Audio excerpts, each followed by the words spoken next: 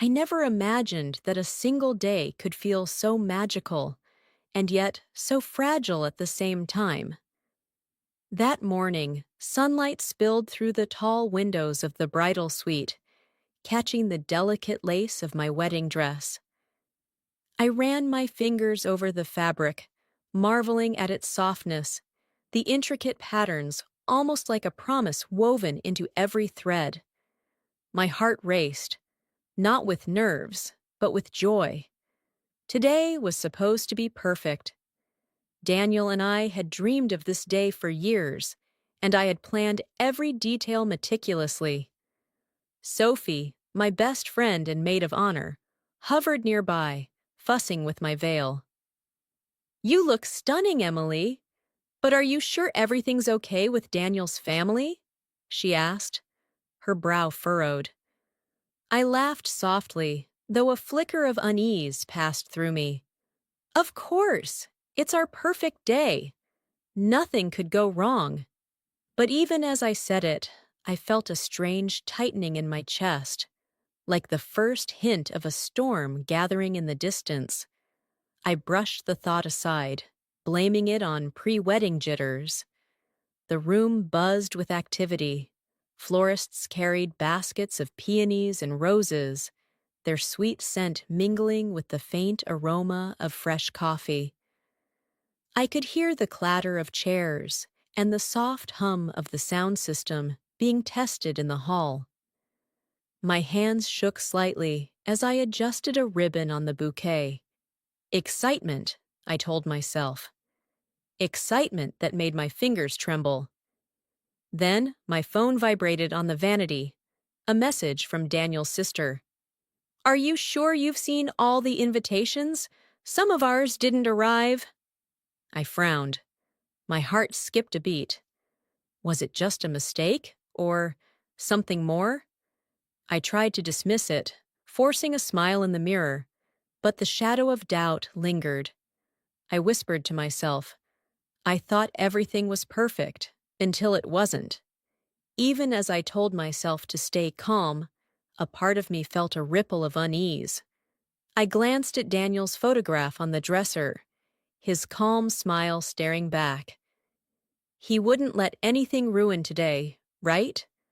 I inhaled deeply, letting the scent of fresh roses fill my senses, and tried to focus on the happiness surrounding me. This was the day I had dreamed of, my dream wedding. Or at least, that's what I hoped it would be. 3 days before the wedding, my life felt like a carefully arranged mosaic. Every piece in place, every detail perfect. As an event planner, I had built my career on order and precision, from color palettes to seating charts, from flower arrangements to lighting. I thrived on control. Morning coffee in my small kitchen was the first ritual of the day, the rich aroma waking my senses and sharpening my mind. I sipped slowly, scanning my tablet for updates from vendors, my heart already racing at the thought of final checks. The office was alive with energy, the kind of chaotic energy I secretly enjoyed. Staff moved briskly, coordinating schedules and confirming orders, while phones rang constantly. I smiled at the buzz, feeling a strange satisfaction in the organized chaos. Silk ribbons lay in neat stacks on the tables, glinting under the fluorescent lights, ready to transform bouquets into works of art. And yet, beneath the surface, I sensed the faint tremor of something I couldn't quite name, a whisper of worry that lingered at the edges of my perfect world. Sophie arrived mid-morning, carrying her usual cheerful energy. She leaned over my shoulder, reading the latest emails. "You really don't take a break, do you?" she teased. I laughed, brushing a strand of hair behind my ear. "You know me. I like perfect." Later, Daniel stopped by the office. Seeing him always made my chest tighten in a good way. His smile was calm, almost serene, and his presence had the strange ability to slow my racing thoughts. "Don't stress, Emily. Everything will be perfect," he said, resting a reassuring hand on my shoulder. I nodded, letting myself believe it. But Daniel, as much as I loved him, had always been slightly secretive. Small things left unsaid, little glances he thought I wouldn't notice. I pushed the thought aside. There was no time for doubts, not today. At home, my parents offered quiet support, fussing over last-minute details and reminding me to eat breakfast. Their presence grounded me, a steady reminder that love and family were the foundation of everything I valued. Yet, as I looked around at the carefully curated chaos of invitations, flower swatches, and seating charts, I felt the weight of what I could lose. Not just the wedding, but trust, harmony with my family, my reputation as someone who could manage every detail flawlessly. I sighed, pressing my hands against the warm counter. I thought about the coming days and the promise of happiness that seemed so tangible, yet fragile. The contrast between my ordered, controlled life and the unknown storm on the horizon made my pulse quicken. I took another deep breath, inhaling the comforting scent of coffee and paper, and whispered to myself, "Stay calm. Everything will be perfect."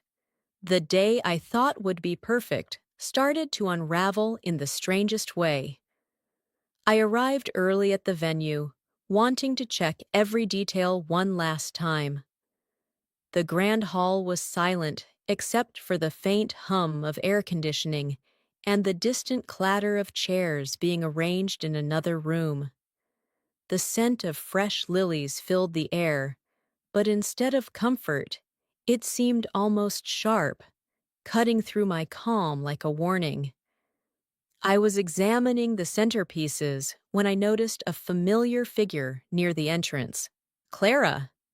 My stomach lurched, and I felt a cold sweat prickling at my neck. She wasn't supposed to be here. Not today, not at my wedding. My hands shook as I stepped closer, trying to sound casual. "Oh, Clara," I said, my voice tighter than I intended. "I didn't expect to see you here." She tilted her head, a sly smile playing on her lips. "Oh, Emily, I didn't expect to see you here. Daniel never mentioned the details to me." A rush of confusion and shock swept over me. My heart pounded, and I felt dizzy. My mind raced. What could she mean? Daniel never mentioned her being invited. I swallowed hard, trying to keep my voice steady. I don't know what you mean." The tension in the air was palpable, heavy like humidity before a storm. Every echo of my footsteps seemed amplified in the empty hall, bouncing off the marble floor and high ceilings. I could feel my pulse in my temples. Something was wrong, and I didn't know how to fix it. I tried calling Daniel, but the line went straight to voicemail. My fingers trembled around the phone, and I felt a wave of panic rising. The carefully arranged world I had worked so hard to create suddenly seemed fragile, like a glass ornament on the edge of a table. Then my parents appeared, cheerful and unsuspecting, carrying flower arrangements. Their smiles only made the situation feel worse. I could feel the tension in their shoulders, too, though they had no idea why. I tried to act normal, forcing a smile as I handed them a vase. But my mind was spinning. Was Clara trying to sabotage everything? Had Daniel lied to me? Sophie arrived moments later, her eyes widening as she noticed Clara. "Emily, what is she doing here?" she whispered, her voice low but sharp. I shook my head, barely able to speak. I don't know, but something isn't right," As I stood there, gripping the vase until my knuckles whitened, a sinking feeling settled in my chest. I thought I was prepared for everything: rain, late deliveries, or even minor disagreements. But this was different. This was personal. And in that moment, I realized that my perfect day was already beginning to fall apart. That evening, rain poured steadily outside the small cafe where Daniel and I met. The streets glistened under the streetlights, each drop bouncing off the pavement like tiny, urgent reminders that something was wrong. I clutched my coffee cup, the bitter warmth doing little to soothe the chill that had settled deep in my chest. My cheeks were wet, not just from the rain outside, but from tears I had tried to hold back on the way here.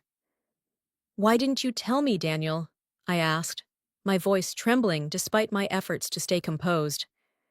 Daniel's eyes shifted away from mine, guilty and conflicted. I didn't want to hurt you," he admitted, finally. His words felt like a slap, soft but piercing.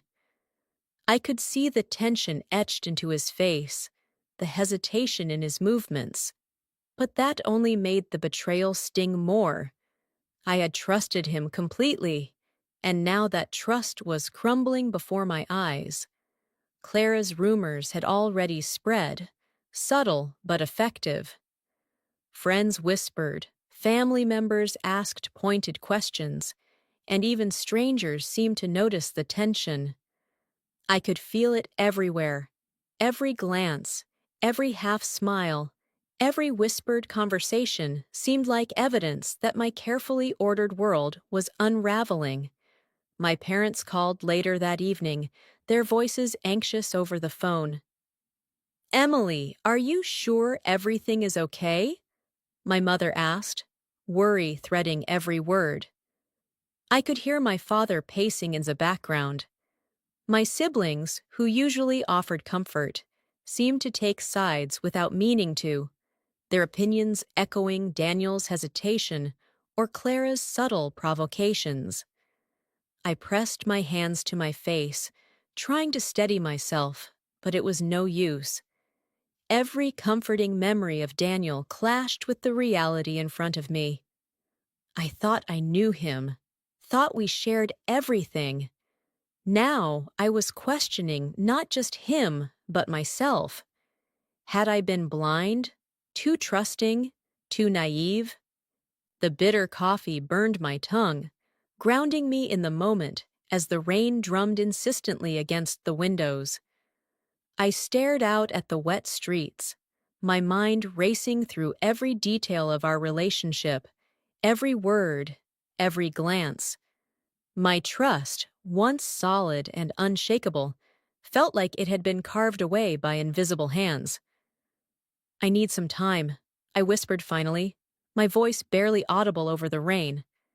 Daniel reached for my hand, but I pulled back, shaking. The betrayal, the rumors, the fractured trust. It was too much to face right now. I felt lost, suspended in a storm I couldn't control, with every plan, every expectation, every hope teetering on the edge. And yet, beneath the anger and heartbreak, a small spark of determination flickered. I didn't know how I would face the coming days, but I knew one thing. I couldn't let this ruin me entirely. Not yet. By the next morning, it felt like the world was conspiring against me. Invitations were missing. Some suppliers had double booked, and the florist accidentally delivered the wrong flowers to the wrong venue. Every phone call brought more problems. My meticulously planned timeline, the one I had spent months perfecting, was crumbling before my eyes. I paced the office under the harsh fluorescent lights, my heart racing, my hands clammy as I tried to keep my voice steady during another frantic call.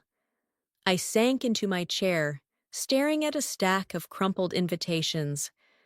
The irony wasn't lost on me. Even the invitations, symbols of the happiness I had imagined, were now marred, wrinkled, chaotic. I swallowed hard, trying to push down the rising anxiety, but it pressed on my chest like a weight I couldn't lift. I thought I could control everything, my career, my wedding, my future, but now I wasn't even sure I could control myself. Sophie appeared, carrying 2 steaming cups of coffee. "Emily, you've handled bigger disasters than this," she said, setting one in front of me. Her voice was calm, steady, almost soothing, but I couldn't meet her gaze. This, this is my life, Sophie. My dream, falling apart," I whispered, my voice shaking. My eyes stung, and I wiped a tear that had escaped down my cheek. "I thought I could do everything perfectly, but I can't. Maybe I'm not ready for this. Maybe I'm not enough." Sophie sat beside me, placing a gentle hand on my shoulder. "You're more than enough. You've survived chaos before, Emily. You just have to breathe and take one step at a time." I wanted to believe her. I really did. But every problem seemed to multiply as fast as I solved the last one. Arguments with vendors, last-minute changes, and Daniel's continued distance gnawed at my confidence. Each conversation felt tense, like walking on a fragile bridge. Even my parents' advice, though well-meaning, sometimes made me feel more trapped, as if I were failing them too. I looked around the office, at the piles of invitations, seating charts, and swatches of silk ribbons, and felt dizzy with despair. The laughter and calm I had imagined for the wedding seemed impossibly distant, almost like a memory from someone else's life. I clenched my fists, trying to anchor myself, but the doubts swirled relentlessly. Could I trust Daniel? Could I trust myself? Was all of this, the planning, the hope, the love, about to collapse? I took a deep breath, letting the bitter aroma of coffee fill my lungs, and whispered to myself, "I have to find a way. I can't give up. Not yet." But even as I said it, I knew the coming days would test me in ways I had never imagined. And somewhere deep inside, a quiet fear settled. Maybe my dream wedding, and everything I had worked for, was slipping away before it had even begun. That night, I found myself alone in the ballroom, the grandeur of the space suddenly feeling hollow and cold. The chandeliers flickered above me, their light bouncing across the polished floor, creating shadows that seemed to whisper doubts I didn't want to hear. I hugged my arms around myself, my hands trembling as I sank onto one of the long banquet chairs. The wind howled through the open doors, carrying the faint scent of rain-soaked streets. I shivered, not just from the cold, but from the weight pressing down on my chest. Every expectation, every hope I had nurtured for this wedding felt like it had slipped through my fingers. Daniel wasn't here. His absence, which I had once brushed off as understandable, now felt like abandonment. I had no one to reassure me, no one to remind me that love could survive this chaos. I pressed my forehead against the cool wooden table, trying to still the racing of my heart. Was I wrong to trust everyone? Maybe this was never meant to be. I whispered to myself, my voice cracking in the emptiness. My hands were clammy, my legs weak, and my mind kept replaying every mistake, every misstep, every subtle betrayal. The echoes of my footsteps from earlier still lingered, bouncing off the walls like ghosts of the happiness I had imagined. I looked around the empty room, the ribbons, the unfinished flower arrangements, the scattered invitations, and felt a pang of grief. This wasn't just about the wedding anymore. It was about trust, about love, about everything I had built my life around. And now it seemed to be crumbling before me. Tears ran freely down my cheeks, unashamed and relentless. I didn't fight them. I let myself feel the despair, the helplessness that had been building over the past days. I felt small, insignificant, like a fragile glass ornament waiting to shatter under the weight of the storm around me. For the first time, I considered walking away, canceling the wedding, leaving everything behind. The thought was terrifying, yet oddly comforting, like surrendering might release me from this suffocating chaos. I rested my head on the table and closed my eyes, letting the emptiness of the ballroom swallow me, hoping somehow that tomorrow might bring clarity, or at least the strength to face the truth. The next morning, sunlight streamed through the tall windows of the ballroom, painting everything in a warm, golden glow. It felt almost magical, as if the world itself were giving me a second chance. I took a deep breath, letting the scent of fresh lilies and roses fill my senses, and for the first time in days, I felt a flicker of hope. I finally confronted Daniel, and the truth came out. Clara had been manipulating the situation, spreading subtle rumors to create doubt and chaos. Daniel, loyal as ever, had kept his silence, unsure how to protect me from unnecessary stress. As he explained everything, the tension in my chest slowly eased. I could see the honesty in his eyes, and for the first time since this nightmare began, I believed in us again. I wiped my tears and squared my shoulders. I won't let fear or lies ruin this. Today is about love. Real love, I said, my voice steady, strong. Daniel reached for my hand, his touch warm and grounding. "You've been amazing, Emily. Thank you for believing in us," he replied. His words made the knot of doubt in my stomach finally loosen. With renewed determination, I took control of the remaining preparations. Suppliers were called, flower arrangements corrected, and the misplaced invitations finally delivered. Each task I completed felt like reclaiming a piece of my world.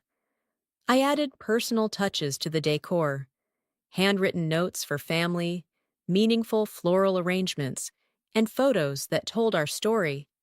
The ballroom, once echoing with emptiness, now hummed with anticipation and joy. Sophie hovered nearby, her usual cheerful energy a comforting presence. "I knew you could do it," she said, smiling. I laughed, the sound light and free for the first time in days. The chaos that had consumed me felt distant now, replaced with clarity and purpose. I realized that trust, love, and family were far more important than perfection. By the time the first guests arrived, I felt a calm confidence I hadn't known before. Laughter bounced through the hall, mingling with the gentle music, and the scent of fresh flowers wrapped around us like a promise. Every detail, once a source of stress, now carried meaning. I could see the joy in my parents' eyes, the pride in Sophie's smile, and the love reflected in Daniel's gaze. Standing at the altar later, I felt a wave of gratitude and empowerment. I had faced doubt, betrayal, and chaos, and yet I was still here, stronger, more resilient, and deeply aware of what truly mattered. Today, love wasn't perfect, it was real, and that made all the difference. 10 years had passed since that unforgettable day, yet the memory of the chaos and heartbreak still lingered in my mind. But now, looking around my cozy home, I realized how far we had come.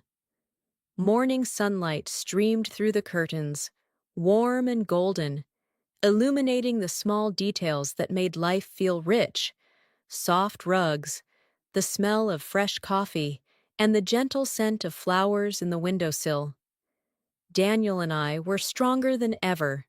Our bond had deepened over the years, not because everything was easy, but because we had faced challenges together and emerged resilient. Our laughter filled the house alongside the playful chaos of our children, or sometimes the excited barking of our dog. Life was busy, but it was also full of meaning, love, and shared joy. I often thought of Clara and the tension she had caused in those early days. She had faded from our social circle, her manipulations exposed in ways that made her influence insignificant. I didn't feel anger anymore, just quiet acknowledgement that some people only teach us lessons about boundaries and trust. The past was behind us, and the present felt complete. Sophie visited that morning, as she often did, bringing her usual cheerful energy with her. She leaned back in the armchair, watching me pour coffee for everyone. "Look at you, everything you dreamed of," she said, her eyes shining with warmth. I smiled, feeling a wave of gratitude wash over me. "And more than I imagined," I replied, my voice soft but full of conviction. It wasn't just the wedding that had worked out.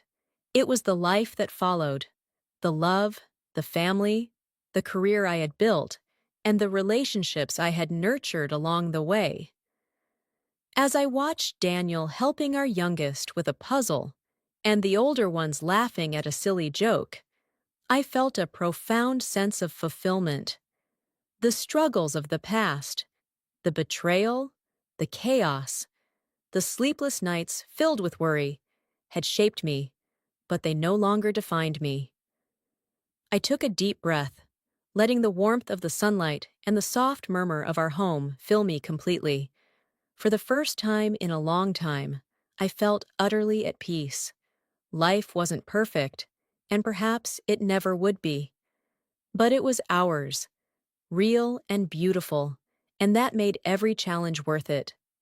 That evening, I sat on the porch, watching the warm glow of the sunset paint the sky in shades of gold and pink. The soft notes of music floated from inside the house, blending with the gentle hum of the evening breeze. I breathed deeply, letting the calm of the moment sink into my chest, and thought about everything I had been through: the chaos, the betrayal, the fear, and the despair. I realized that life had taught me lessons no planner's checklist ever could. Trust is fragile, yes, but worth protecting. Resilience isn't about never feeling fear or doubt. It's about standing up despite them. Honesty and integrity are far more important than appearances or perfection. And love. Love is not about flawless days or grand gestures. It's about patience, understanding, and choosing each other even when things are hard. As I reflected, I understood that I had gained more than a wedding or a home. I had gained wisdom. I had learned to value family, to nurture relationships, and to believe in myself, even when the world seemed determined to test me.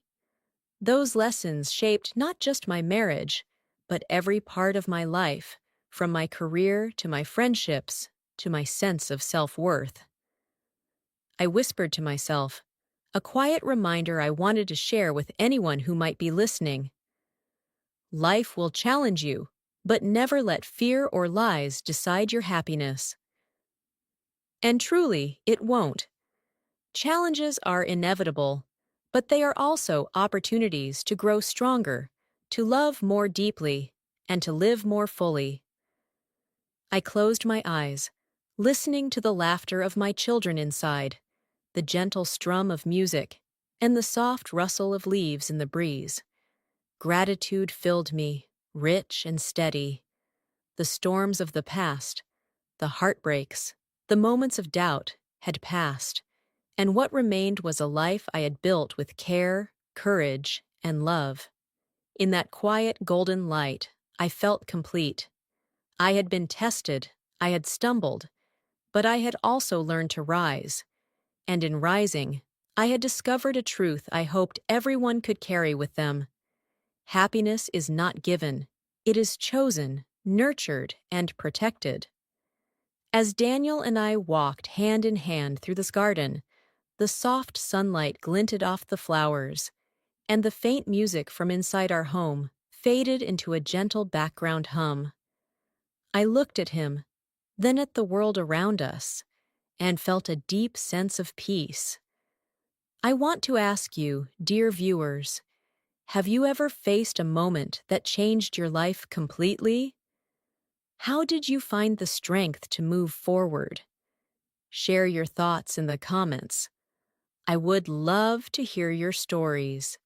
If you enjoyed this journey, please like this video, subscribe to Cozy English Story, and click the notification bell so you don't miss any future tales.